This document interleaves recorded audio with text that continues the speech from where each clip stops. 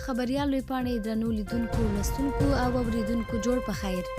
زه امینه عزیزی یم او د نن تازه خبر دا دی چې د امریکا ولسمشر ډونالډ ټرمپ وايي طالبان باید د تاوتریخوالي په کچه کې ښکاره کموالی راولي.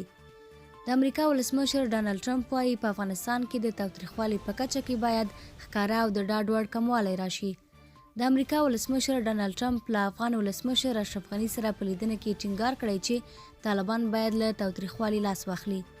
د ده په خبره د دغه ډلې په جګړو او تاوتریخوالي کې باید ښکاره او د باور وړ کموالی راشي.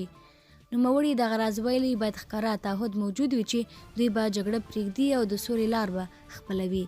ټرمپ داسې مهال دغه خبرې کوي چې همدا اوس هم په قطر کې د طالبانو او امریکایي پلاوي ترمنځ د اوربند او یا تاوتریخوالي د کمولو پر سر اختلافات دي.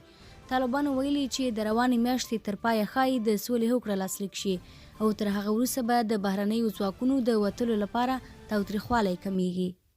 د ورځې پاتې مهم او وروستي خبرونه د خبریال پر بېلابېلو پتو موندلی شئ.